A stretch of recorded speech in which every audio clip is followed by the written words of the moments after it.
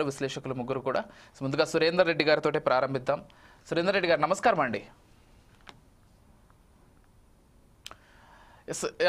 అంటే ఎలా చూస్తారండి సవాళ్ళు ప్రతి సవాళ్ళ పర్వం అయితే తెలంగాణలో కొనసాగుతోంది. ఒకరేమో అసెంబ్లీకి రండి, అసెంబ్లీలో చర్చిద్దామంటారు. మరో పక్షమేమో అసెంబ్లీకి వస్తే మా మైకులు కట్ చేస్తారు, మమ్మల్ని మాట్లాడనివ్వరు, కాబట్టి ప్రెస్ క్లబ్కి రండి, ప్రెస్ క్లబ్లో మాట్లాడదామని చెప్తారు. మేము కేటీఆర్ని కాదు పిలిచింది, మేము కేసీఆర్ని అని వాళ్ళు చెబితే వీళ్ళేమో ముఖ్యమంత్రిని రమ్మనండి మాట్లాడదామంటే లేదు, మా ముఖ్యమంత్రి అవసరం లేదు, మీకు సమాధానం చెప్పడానికి మేము సరిపోతామంటూ కాంగ్రెస్ వాళ్ళు చెబుతున్నారు. మొత్తంగా సవాళ్ళు ప్రతి సవాళ్ళు జరుగుతున్నాయి. అదే నేపథ్యంలో తప్పించుకునేటువంటి ప్రయత్నాలు ఇరుపక్షాల నుంచి జరుగుతున్నాయి. ఎలా చూస్తారు అసలు ఈ సవాళ్ళు? ఇవన్నీ కూడా కేవలం మాటల వరకే పరిమితం అవుతున్నాయి తప్పించి ఫేస్ టు ఫేస్ కూర్చొని ఎక్కడైనా మాట్లాడుకొని ఇవి ప్రజా సమస్యలు, దీనిపైన ఈ విధంగా చేద్దాం, లేకపోతే మీ ప్రభుత్వంలో ఈ తప్పులు జరిగాయి, మేము అధికారంలోకి వచ్చిన తర్వాత వీటిని సరిచేస్తాం, ఇలాంటి చర్చలు ఏమీ ఉండట్లేదు. కేవలం మీడియా ముఖంగా చర్చలు లేకపోతే సవాళ్ళు ఇంతవరకే ఉంటున్నాయి తప్పించి వాస్తవికత రూపంలోకి ఇవి రావట్లేదు. మీరు ఎలా చూస్తారు ఈ సవాళ్ళకి సంబంధించి, ప్రతి సవాళ్ళకి సంబంధించి ఏం చెప్తారు? ముందుగా ఫోర్ సైడ్ టీవీ ప్రేక్షకులు నమస్కారం అండి. అలాగే లైవ్లో ఉన్న మిత్రులకు కూడా ధన్యవాదాలు తెలియజేస్తూ, చూస్తున్నాం మనం ఇవాళ రాష్ట్రంలో రాజకీయ పరిస్థితులు ఏ విధంగా ఉన్నాయంటే, ఒకవైపు అధికార పార్టీ ఆల్మోస్ట్ ఒక 19 నెలల పాలన కంప్లీట్గా వస్తుంది. సో సిచ్యువేషన్ ఎట్లుందంటే, మనం ఇవాళ పొలిటికల్ గ్రౌండ్ రాష్ట్రంలో అధికార పార్టీకి బలంగా ప్రతిపక్షం అనేది ఒకటి బలంగా ఉన్నదండి. దాన్ని మనం గ్రహించాలి, ఫస్ట్ పాయింట్. రెండవది, ఎక్కడ అవకాశం దొరికితే మేము అధికారంలోకి వద్దామని చెప్పి వాళ్ళు ఒక బలమైన జాతీయ పక్షం కూడా వెయిట్ చేస్తుంది. అవును, 2 పాయింట్. అంటే ఒక అధికార పార్టీకి బలంగా ఒక స్థానిక ప్రతిపక్ష పార్టీ, అలాగే ఒక జాతీయ పక్షం అనేది ఒక బలమైన రెండు ప్రతిపక్షాలు ఉన్నాయని మనం గ్రహించాలి. ఇవాళ రాష్ట్రంలో వార్తలు ఎలా ఉన్నాయంటే, ఆల్మోస్ట్ అధికార పార్టీ ప్రతిపక్ష పార్టీల రాజకీయాలు కానీ వార్తలు కానీ, ఈవెన్ కొండారెడ్డి మన ముఖ్యమంత్రి రేవంత్ రెడ్డి గారి సొంత విలేజ్ కొండారెడ్డిపల్లిలో ఒక గ్రామ సర్పంచ్కి అతని ఇంటికి వెళ్ళడానికి ఏదో మధ్య తొవ్వ పంచాది కూడా ఇవాళ మనకు అంత ఫోకస్ ఉన్నది ప్రతిపక్షాలు. ఫస్ట్ పాయింట్ మనం చెప్పుకోవాలి. అంటే ప్రతిపక్షాలు ఎట్లున్నాయంటే మరీ అంత వీక్గా లేవు, చాలా స్ట్రాంగ్ ఉన్నాయి. సో అధికార పక్షం దాని తగ్గట్టు నడుచుకుంటుంది.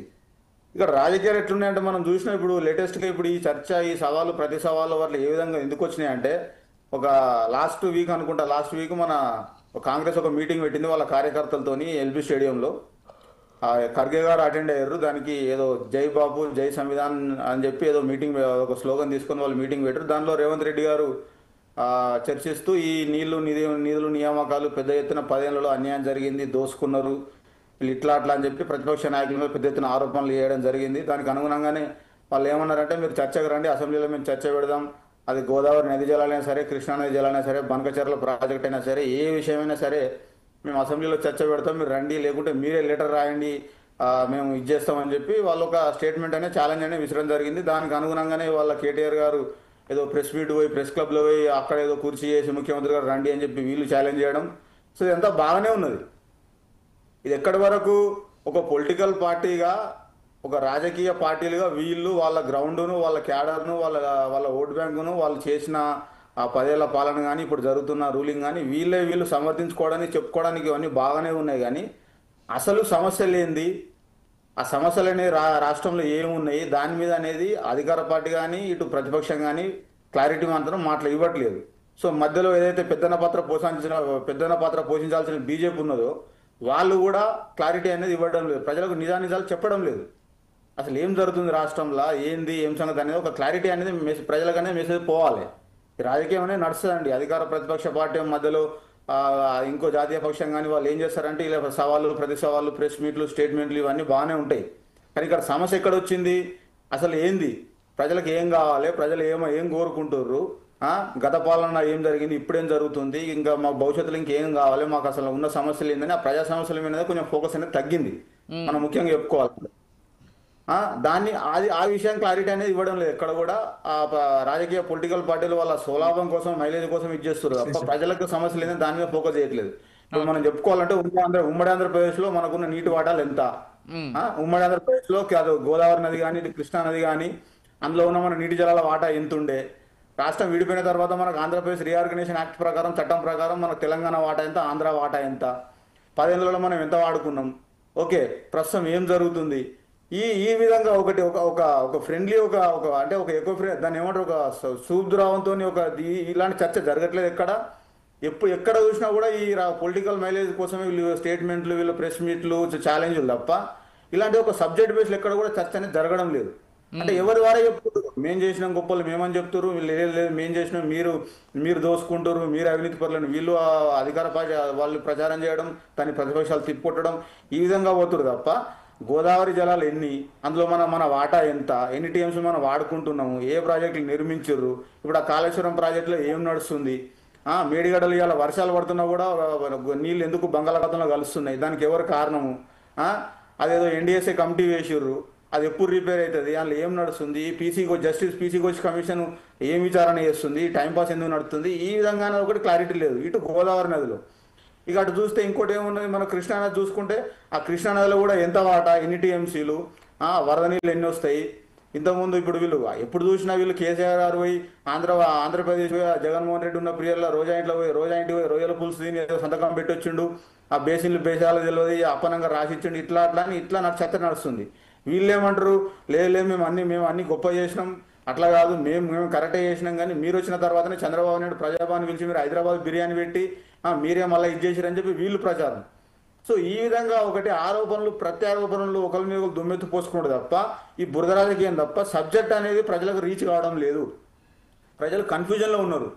ఈ ఒకవైపు అధికార పార్టీ, ప్రతిపక్ష పార్టీ, మధ్యలో మధ్యలో మేమే తక్కువ అన్నట్టు వాళ్ళు బీజేపీ వాళ్ళు, ఈ రాష్ట్ర బీజేపీ నాయకత్వం, వీళ్ళ వల్ల ప్రజలు ఒక కన్ఫ్యూజన్లో నెట్టబడుతున్నారు. ఒక కన్ఫ్యూజన్ క్రియేట్ అయి ఉన్నది రాష్ట్రంలో. ఎందుకంటే మనం జనరల్గా ఇలాంటి ఆరోపణలు సవాళ్ళు ఇవన్నీ మనం అసెంబ్లీ ఎలక్షన్ల ఎన్నికల ప్రచారంలో చూస్తాం. కానీ ఇప్పుడు ఎన్నికలు అయిపోయినాయి, ఇప్పుడు ఆల్మోస్ట్ ఒక 1 year 2 year రూలింగ్ నడుస్తుంది.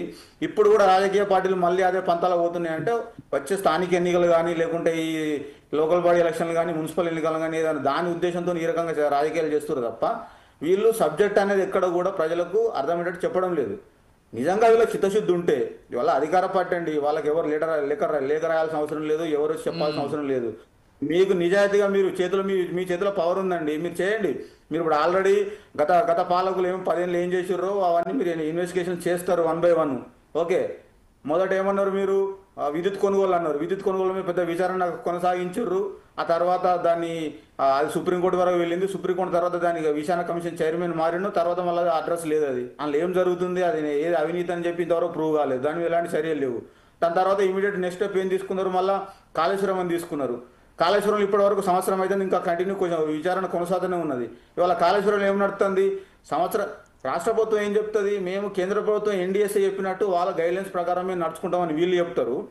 మళ్ళీ ఇలా ఎన్డీఎస్ఏ ఏమంటుంది వాళ్ళ రిపోర్ట్లా, మాకు తెలియకుండానే ఇవాళ ఏదైతే మేడిగడ్డ బ్యారేజ్ కింద పొంగలు ఏర్పడ్డాయో వాటిని మీరు గ్రౌండింగ్ చేసిర్రు, పూర్తి చేసిర్రు, మాకు టెస్టులు చేయడానికి అవకాశం లేదు అక్కడ అని చెప్పి ఎన్డీఎస్ఏ అంటుంది.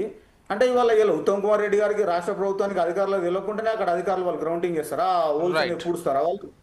సో ఈ విధంగా 1 by 1 అటు విద్యుత్ కొనుగోలు అయిపోయింది, ఇటు కాళేశ్వరం అయిపోయింది, ఆ ఫోన్ ట్యాపింగ్ అంటారు, ఆ తర్వాత ధరణి అంటారు. ఇట్లా 1 by 1 మనం ఎగ్జాంపుల్ తీసుకుంటే ఇప్పుడు మన అమెజాన్ ప్రైమ్, నెట్ఫ్లిక్స్ లో మనకు వెబ్ సిరీస్ వస్తాయి బ్రదర్.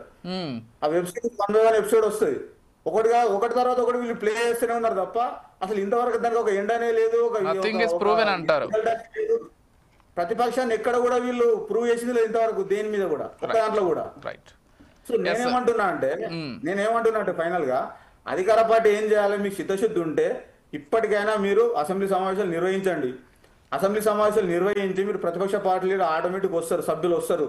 ఆయన కేసీఆర్ వస్తాడా రాడా, లేకుంటే వాళ్ళ ప్రతిపక్షం తరఫున వాళ్ళు మిగతా సభ్యులు మాట్లాడతారా ఏందని నిజాలు మన నదీ జలాలు మన వాటర్ కృష్ణాలు ఎంత, గోదావరిలో ఎంత, ఆ బనకచర్ల ఏం జరుగుతుంది, మనకు అన్యాయం ఎక్కడ జరుగుతుంది, ఇక్కడ ఏం జరుగుతుందంటే బ్రదర్ ఒకటి ఫైనల్ ఒక విషయంలో మనం కొట్లాడుకుంటే వాళ్ళ పక్కలు హ్యాపీగా నీళ్ళు ఎత్తుకపోతారు. వాళ్ళు సింపుల్ గా వాళ్ళకి ఆల్రెడీ ఫ్లో ఉన్నది.